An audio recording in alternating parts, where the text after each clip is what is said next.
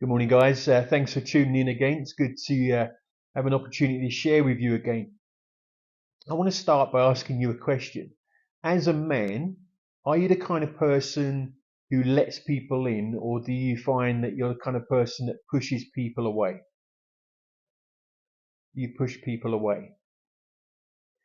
Sometimes I feel so lonely in life. I really feel so lonely in life. And why? Because I can push people away. I can quite often push people away in my life. Do I do that because I want to do life by myself? I want to be one of these lone wolves, so to speak? No. I've got no desire to be a loner in life. Do I do it because I can't trust anybody? Out of a lack of trust, I can't connect with somebody. Probably to some degree that I would fall into that category, but I want to be able to trust people. I don't want to be one of these people that kind of doesn't trust anybody. So why does the disconnect happen? Why does the disconnect happen in my life? Why does this disconnect happen in your life? Well, that's what I want to explore today in this post. Let me start by saying, whether you're a Christian or not, whether you believe in a creator God or not, I believe that our brains are wired for connection. We're not created to be loners in life. We're created to have connection with other people. And you do get exceptions to the rule. There are a few people that just seem happier alone. Um, but actually, if you explore those people, if you dive deep into their lives, you soon realize that they'd rather be alone because something traumatic has happened in their life. They've had a bad experience. They've been let down really, really badly. And it just feels safer to do life alone. And actually, right there, in what I just said there, it feels safer to do life alone. That's true of all of us, especially those of us that push people away. That's where and why the disconnect happens. When we look at our lives, sometimes some of us we feel that we've been let down by other people. That maybe we've been cheated. Maybe we've gone into business with someone and they've cheated us. Maybe we've been lied to. So many of us have experienced that. So many of us have actually been the perpetrators of lying to other people. Why do we do that? I don't know. That's a post for another story. Uh, that's a story for another post. Let me get that one right. So maybe, yeah, we've been let down. Maybe we've been cheated by. Maybe we've been lied to. Maybe we've been physically or verbally abused. Abuse comes in various different ways. It's not just physical abuse. It's also verbal abuse. Something happens in our lives, in our relationships, and our brain rewrites itself. It rewrites itself towards protection rather than connection. We seek to protect ourselves from being hurt again, by being let down again. And so our brain's rewriting itself and we start to push people away. When our brain it rewrites itself in such a way, having a healthy relationship with another person becomes something really hard to pursue. When you feel like you've been let down or rejected or hurt, abused, whatever, and your brain has rewritten itself towards protection rather than connection, it makes pursuing healthy relationships something really hard to pursue. And we start to push people away.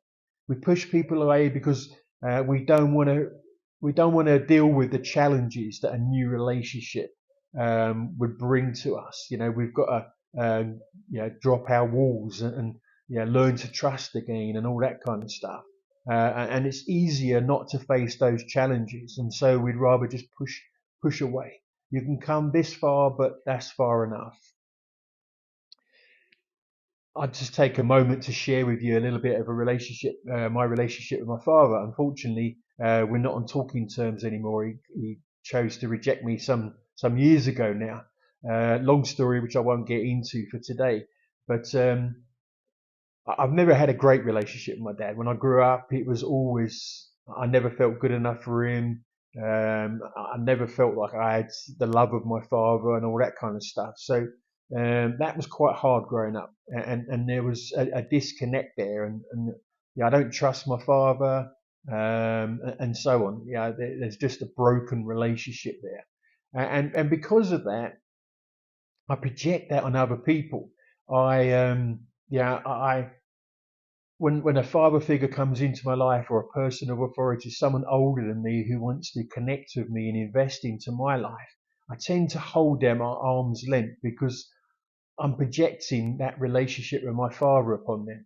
And I'm a kind of person, I've made it this far in life as I am, but in actual fact, I really long for those kind of relationships in my life where, I can connect with someone who's got more experience in life. Maybe he's more mature than me, older than me, and someone who wants to invest into my life to make my life better, and the things that I want to pursue in my life better. I want that kind of relationship. I'm not looking for everyone to become my father, but I want that kind of mentor relationship where I can trust somebody, and I can go to them when I need advice and so on. So it really is to my detriment that I'm now projecting my father relationship on these potential mentor figures in my life. And so, in conclusion, where do we go with this? Well, let me ask you some more questions. Do you want to be a loner for the rest of your life? Do you want to be someone, just alone, no one to talk to, Billy No Mates? I'm making it a little bit silly there, but do you want to be a loner for the rest of your life? Do you want to face the challenges of life all by yourself? Do you want to withhold the experiences of life that you've gained? Do you want to withhold that experience from other people? Do you want to never experience love or compassion and connectedness with another person? Do you want to never experience that again for the rest of your life? If, like me, you want these components of a relationship in your life, you want these kind of relationships where you can connect on a deeper level. If you want that kind of stuff, then our brains need to be rewritten. I'm not saying we need to drop down all the protection measures that we take, but we do need to allow our brains to be rewritten so that we can once again start to connect with people. But how do we do that? How do we rewrite our brains? Well, the first thing that we need to do is we need to take the uncomfortable step of connecting with other people. We need to take that uncomfortable step of reconnecting with people, connecting anew with new people in your life. And it's going to feel very uncomfortable. Your natural response is to push away. So to take that faith step, if you will, to connecting with people, it's going to feel uncomfortable. And I'm not saying just connect with anybody. You've got to be wise. You've got to look at the people and try to figure out if that's someone you're going to be able to confide in, trust, and so on. And take the step, as uncomfortable as it is, take those steps to reconnecting with people, connecting anew with people. Second step, and I've only got three, so it's not going to take forever to share these, but the second step is we need to, once we start to build that connection, we need to learn to let people in. We need to learn to let people speak into our lives. Let them in, let them know what's going on in your life, share who you are and what's going on in your life.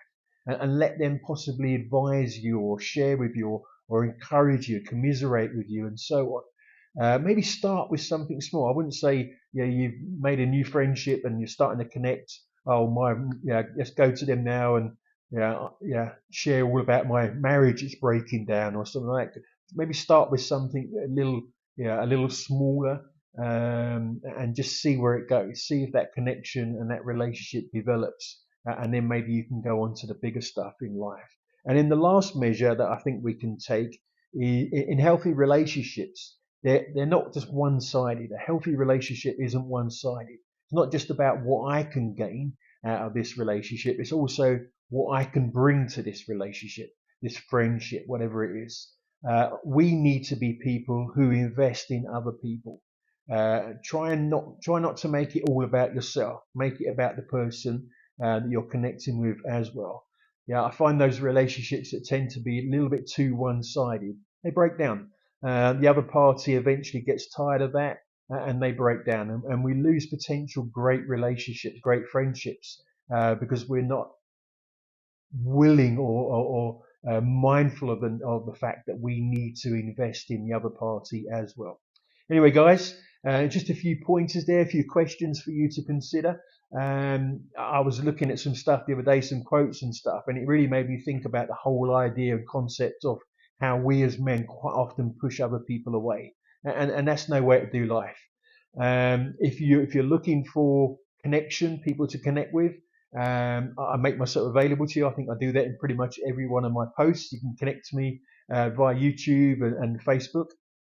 And I encourage you just to look at look at your life now. You might find that maybe you're a part of a church, maybe you're a part of a club, maybe you're a part of a recovery group. Maybe you go walking on the beach every morning. You see the same Okies walking down the beach. There's people around you, and maybe they're the people that God has put into your life that really you can start to build and develop a relationship, a friendship with. We also do Man Aware online. It's another opportunity to connect with other men. And you're not necessarily going to have a deep connection with everyone in the group, but maybe there's one or two fellas there that really stand out for you. So look at the groups and look at your life and see where there already is people there, and just start to explore. That's all you got to do. Start to explore. Take that uncomfortable step of not pushing people away and start to explore. And as uncomfortable as it may well feel, it is going to be something that is so worth pursuing in your life. To build deep friendships with people that you can share with and invest in. I think it's one of the most precious gifts that we can have in life. Anyway, guys, a little bit of a longer post today, but I really wanted to do this one justice. And so I thank you for your time. Thank you for tuning in. If you like this post, please do like it and share it, and maybe subscribe to my channel. And you get more of this stuff as and when I share it. And I look forward to speaking to you again soon. So thanks for tuning in, guys. Bless you guys.